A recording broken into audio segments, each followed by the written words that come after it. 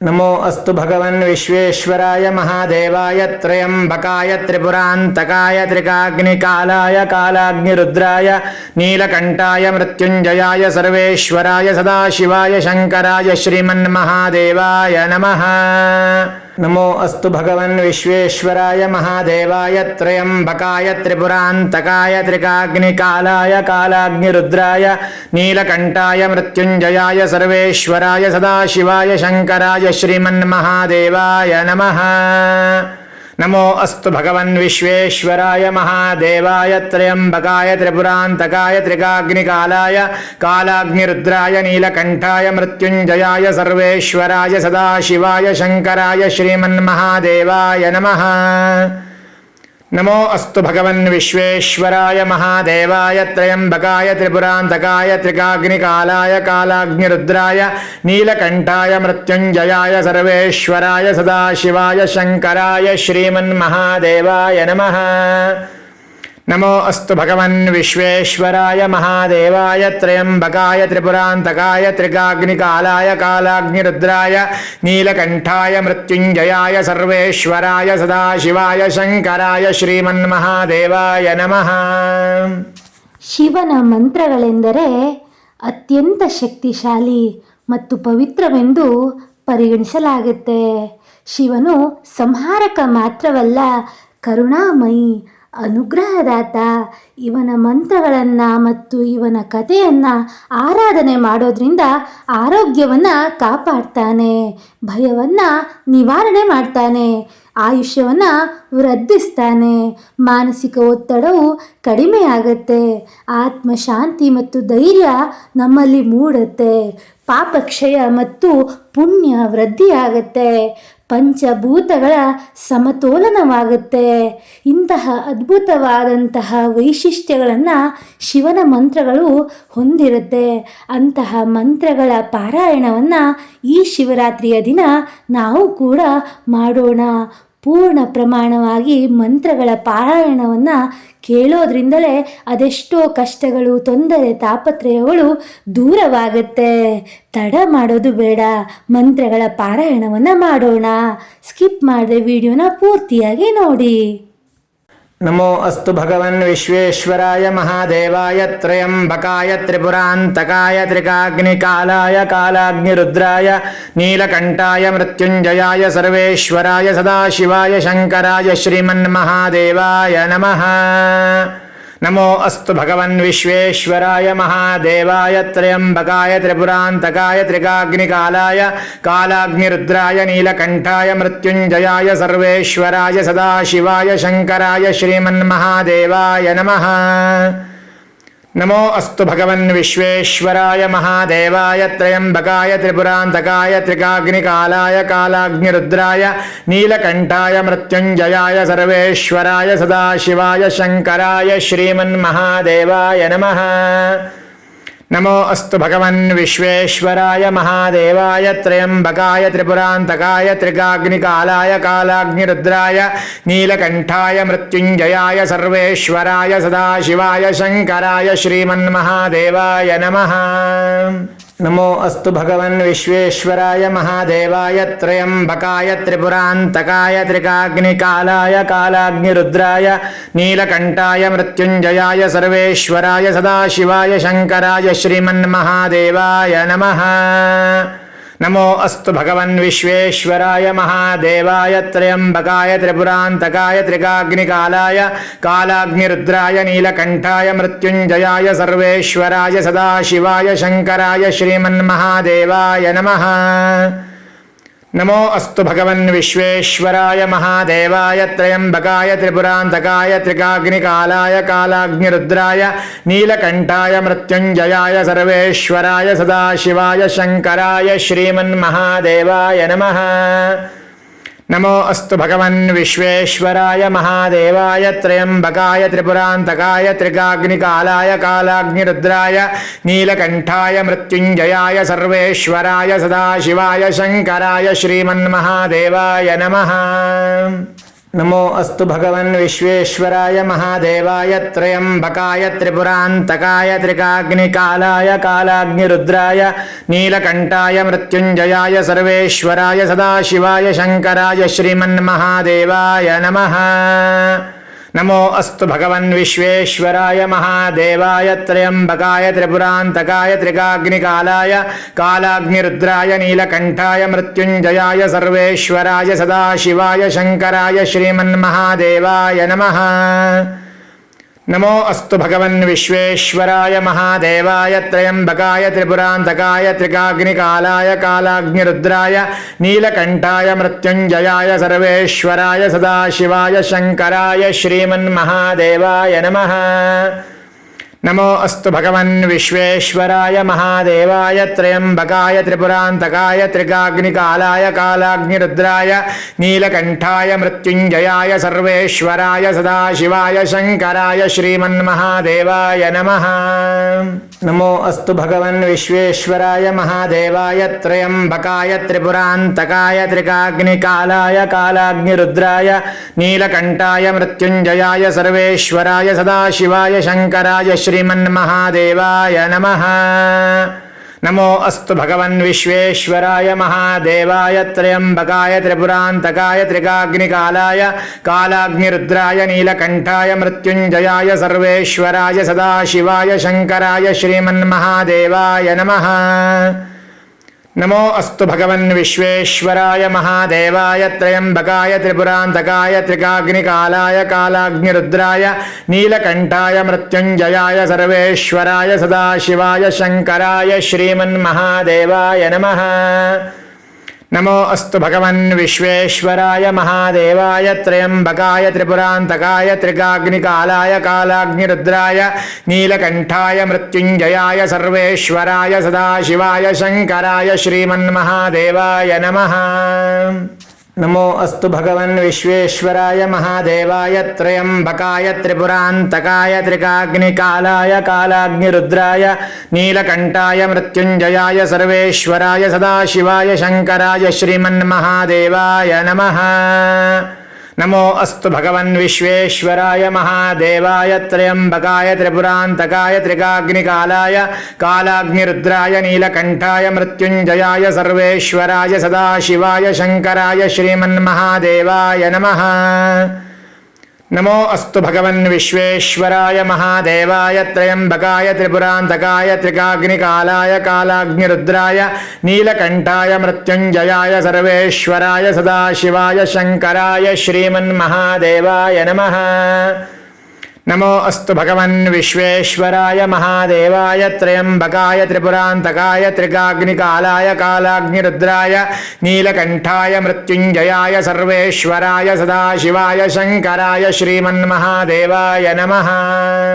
नमो अस्तु भगवन् विश्वेश्वराय महादेवाय त्रयम्बकाय त्रिपुरान्तकाय त्रिकाग्निकालाय कालाग्निरुद्राय नीलकण्ठाय मृत्युञ्जयाय सर्वेश्वराय सदाशिवाय शङ्कराय श्रीमन्महादेवाय नमः। नमो अस्तु भगवन् विश्वेश्वराय महादेवाय त्रयम्बकाय त्रिपुरान्तकाय त्रिकाग्निकालाय कालाग्निरुद्राय नीलकण्ठाय मृत्युञ्जयाय सर्वेश्वराय सदाशिवाय शङ्कराय श्रीमन्महादेवाय नमः। नमो अस्तु भगवन् विश्वेश्वराय महादेवाय त्रयम्बकाय त्रिपुरान्तकाय त्रिकाग्निकालाय कालाग्निरुद्राय नीलकण्ठाय मृत्युञ्जयाय सर्वेश्वराय सदाशिवाय शङ्कराय श्रीमन्महादेवाय नमः। नमो अस्तु भगवन् विश्वेश्वराय महादेवाय त्रयम्बकाय त्रिपुरान्तकाय त्रिकाग्निकालाय कालाग्निरुद्राय नीलकण्ठाय मृत्युञ्जयाय सर्वेश्वराय सदाशिवाय शङ्कराय श्रीमन्महादेवाय नमः। नमो अस्तु भगवन् विश्वेश्वराय महादेवाय त्रयम्बकाय त्रिपुरान्तकाय त्रिकाग्निकालाय कालाग्निरुद्राय नीलकण्ठाय मृत्युञ्जयाय सर्वेश्वराय सदाशिवाय शङ्कराय श्रीमन्महादेवाय नमः। नमो अस्तु भगवन् विश्वेश्वराय महादेवाय त्रयम्बकाय त्रिपुरान्तकाय त्रिकाग्निकालाय कालाग्निरुद्राय नीलकण्ठाय मृत्युञ्जयाय सर्वेश्वराय सदाशिवाय शङ्कराय श्रीमन्महादेवाय नमः। नमो अस्तु भगवन् विश्वेश्वराय महादेवाय त्रयंबकाय त्रिपुरान्तकाय त्रिकाग्निकालाय कालाग्निरुद्राय नीलकण्ठाय मृत्युञ्जयाय सर्वेश्वराय सदाशिवाय शङ्कराय श्रीमन्महादेवाय नमः। नमो अस्तु भगवन् विश्वेश्वराय महादेवाय त्रयंबकाय त्रिपुरान्तकाय त्रिकाग्निकालाय कालाग्निरुद्राय नीलकण्ठाय मृत्युञ्जयाय सर्वेश्वराय सदाशिवाय शङ्कराय श्रीमन्महादेवाय नमः। नमो अस्तु भगवन् विश्वेश्वराय महादेवाय त्रयंबकाय त्रिपुरान्तकाय त्रिकाग्निकालाय कालाग्निरुद्राय नीलकण्ठाय मृत्युञ्जयाय सर्वेश्वराय सदाशिवाय शङ्कराय श्रीमन्महादेवाय नमः। नमो अस्तु भगवन् विश्वेश्वराय महादेवाय त्रयंबकाय त्रिपुरान्तकाय त्रिकाग्निकालाय कालाग्निरुद्राय नीलकण्ठाय मृत्युञ्जयाय सर्वेश्वराय सदाशिवाय शङ्कराय श्रीमन्महादेवाय नमः। नमो अस्तु भगवन् विश्वेश्वराय महादेवाय त्रयंबकाय त्रिपुरान्तकाय त्रिकाग्निकालाय कालाग्निरुद्राय नीलकण्ठाय मृत्युञ्जयाय सर्वेश्वराय सदाशिवाय शङ्कराय श्रीमन्महादेवाय नमः।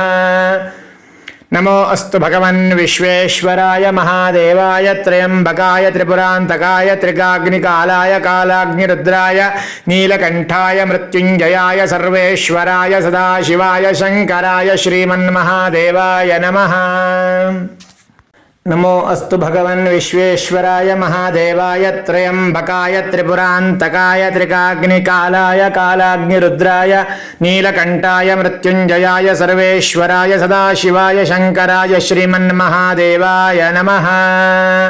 नमो अस्तु भगवन् विश्वेश्वराय महादेवाय त्रयंबकाय त्रिपुरान्तकाय त्रिकाग्निकालाय कालाग्निरुद्राय नीलकण्ठाय मृत्युञ्जयाय सर्वेश्वराय सदाशिवाय शङ्कराय श्रीमन्महादेवाय नमः। नमो अस्तु भगवन् विश्वेश्वराय महादेवाय त्रयंबकाय त्रिपुरान्तकाय त्रिकाग्निकालाय कालाग्निरुद्राय नीलकण्ठाय मृत्युञ्जयाय सर्वेश्वराय सदाशिवाय शङ्कराय श्रीमन्महादेवाय नमः। नमो अस्तु भगवन् विश्वेश्वराय महादेवाय त्रयंबकाय त्रिपुरान्तकाय त्रिकाग्निकालाय कालाग्निरुद्राय नीलकण्ठाय मृत्युञ्जयाय सर्वेश्वराय सदाशिवाय शङ्कराय श्रीमन्महादेवाय नमः। नमो अस्तु भगवन् विश्वेश्वराय महादेवाय त्रयंबकाय त्रिपुरान्तकाय त्रिकाग्निकालाय कालाग्निरुद्राय नीलकण्ठाय मृत्युञ्जयाय सर्वेश्वराय सदाशिवाय शङ्कराय श्रीमन्महादेवाय नमः। नमो अस्तु भगवन् विश्वेश्वराय महादेवाय त्रयंबकाय त्रिपुरान्तकाय त्रिकाग्निकालाय कालाग्निरुद्राय नीलकण्ठाय मृत्युञ्जयाय सर्वेश्वराय सदाशिवाय शङ्कराय श्रीमन्महादेवाय नमः। नमो अस्तु भगवन् विश्वेश्वराय महादेवाय त्रयंबकाय त्रिपुरान्तकाय त्रिकाग्निकालाय कालाग्निरुद्राय नीलकण्ठाय मृत्युञ्जयाय सर्वेश्वराय सदाशिवाय शङ्कराय श्रीमन्महादेवाय नमः। नमो अस्तु भगवन् विश्वेश्वराय महादेवाय त्रयंबकाय त्रिपुरान्तकाय त्रिकाग्निकालाय कालाग्निरुद्राय नीलकण्ठाय मृत्युञ्जयाय सर्वेश्वराय सदाशिवाय शङ्कराय श्रीमन्महादेवाय नमः। नमो अस्तु भगवन् विश्वेश्वराय महादेवाय त्रयंबकाय त्रिपुरान्तकाय त्रिकाग्निकालाय कालाग्निरुद्राय नीलकण्ठाय मृत्युञ्जयाय सर्वेश्वराय सदाशिवाय शङ्कराय श्रीमन्महादेवाय नमः। नमो अस्तु भगवन् विश्वेश्वराय महादेवाय त्रयंबकाय त्रिपुरान्तकाय त्रिकाग्निकालाय कालाग्निरुद्राय नीलकण्ठाय मृत्युञ्जयाय सर्वेश्वराय सदाशिवाय शङ्कराय श्रीमन्महादेवाय नमः। नमो अस्तु भगवन् विश्वेश्वराय महादेवाय त्रयंबकाय त्रिपुरान्तकाय त्रिकाग्निकालाय कालाग्निरुद्राय नीलकण्ठाय मृत्युञ्जयाय सर्वेश्वराय सदाशिवाय शङ्कराय श्रीमन्महादेवाय नमः। नमो अस्तु भगवन् विश्वेश्वराय महादेवाय त्र्यम्बकाय त्रिपुरान्तकाय त्रिकाग्निकालाय कालाग्निरुद्राय नीलकण्ठाय मृत्युञ्जयाय सर्वेश्वराय सदाशिवाय शङ्कराय श्रीमन्महादेवाय नमः। नमो अस्तु भगवन् विश्वेश्वराय महादेवाय त्र्यम्बकाय त्रिपुरान्तकाय त्रिकाग्निकालाय कालाग्निरुद्राय नीलकण्ठाय मृत्युञ्जयाय सर्वेश्वराय सदाशिवाय शङ्कराय श्रीमन्महादेवाय नमः। नमो अस्तु भगवन् विश्वेश्वराय महादेवाय त्र्यम्बकाय त्रिपुरान्तकाय त्रिकाग्निकालाय कालाग्निरुद्राय नीलकण्ठाय मृत्युञ्जयाय सर्वेश्वराय सदाशिवाय शङ्कराय श्रीमन्महादेवाय नमः। नमो अस्तु भगवन् विश्वेश्वराय महादेवाय त्र्यम्बकाय त्रिपुरान्तकाय त्रिकाग्निकालाय कालाग्निरुद्राय नीलकण्ठाय मृत्युञ्जयाय सर्वेश्वराय सदाशिवाय शङ्कराय श्रीमन्महादेवाय नमः। नमो अस्तु भगवन् विश्वेश्वराय महादेवाय त्र्यम्बकाय त्रिपुरान्तकाय त्रिकाग्निकालाय कालाग्निरुद्राय नीलकण्ठाय मृत्युञ्जयाय सर्वेश्वराय सदाशिवाय शङ्कराय श्रीमन्महादेवाय नमः। नमो अस्तु भगवन् विश्वेश्वराय महादेवाय त्र्यम्बकाय त्रिपुरान्तकाय त्रिकाग्निकालाय कालाग्निरुद्राय नीलकण्ठाय मृत्युञ्जयाय सर्वेश्वराय सदाशिवाय शङ्कराय श्रीमन्महादेवाय नमः। नमो अस्तु भगवन् विश्वेश्वराय महादेवाय त्र्यम्बकाय त्रिपुरान्तकाय त्रिकाग्निकालाय कालाग्निरुद्राय नीलकण्ठाय मृत्युञ्जयाय सर्वेश्वराय सदाशिवाय शङ्कराय श्रीमन्महादेवाय नमः। नमो अस्तु भगवन् विश्वेश्वराय महादेवाय त्र्यम्बकाय त्रिपुरान्तकाय त्रिकाग्निकालाय कालाग्निरुद्राय नीलकण्ठाय मृत्युञ्जयाय सर्वेश्वराय सदाशिवाय शङ्कराय श्रीमन्महादेवाय नमः। नमो अस्तु भगवन् विश्वेश्वराय महादेवाय त्र्यम्बकाय त्रिपुरान्तकाय त्रिकाग्निकालाय कालाग्निरुद्राय नीलकण्ठाय मृत्युञ्जयाय सर्वेश्वराय सदाशिवाय शङ्कराय श्रीमन्महादेवाय नमः। नमो अस्तु भगवन् विश्वेश्वराय महादेवाय त्र्यम्बकाय त्रिपुरान्तकाय त्रिकाग्निकालाय कालाग्निरुद्राय नीलकण्ठाय मृत्युञ्जयाय सर्वेश्वराय सदाशिवाय शङ्कराय श्रीमन्महादेवाय नमः। नमो अस्तु भगवन् विश्वेश्वराय महादेवाय त्र्यम्बकाय त्रिपुरान्तकाय त्रिकाग्निकालाय कालाग्निरुद्राय नीलकण्ठाय मृत्युञ्जयाय सर्वेश्वराय सदाशिवाय शङ्कराय श्रीमन्महादेवाय नमः।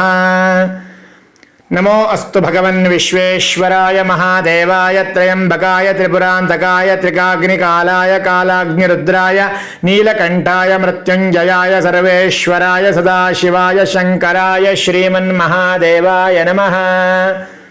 नमो अस्तु भगवन् विश्वेश्वराय महादेवाय त्र्यम्बकाय त्रिपुरान्तकाय त्रिकाग्निकालाय कालाग्निरुद्राय नीलकण्ठाय मृत्युञ्जयाय सर्वेश्वराय सदाशिवाय शङ्कराय श्रीमन्महादेवाय नमः। नमो अस्तु भगवन् विश्वेश्वराय महादेवाय त्र्यम्बकाय त्रिपुरान्तकाय त्रिकाग्निकालाय कालाग्निरुद्राय नीलकण्ठाय मृत्युञ्जयाय सर्वेश्वराय सदाशिवाय शङ्कराय ಶ್ರೀಮನ್ಮಹಾದೇವಾಯ ನಮಃ. ಮಂತ್ರಗಳು ನನ್ನ ವಿಡಿಯೋಗಳು ಇಷ್ಟ ಆದರೆ ಸಬ್ಸ್ಕ್ರೈಬ್ ಮಾಡಿಕೊಂಡು ಫಾಲೋ ಮಾಡೋದನ್ನು ಮರಿಬೇಡಿ. ಮಹಾಶಿವರಾತ್ರಿಯ ಶುಭಾಶಯಗಳು. ಧನ್ಯವಾದ.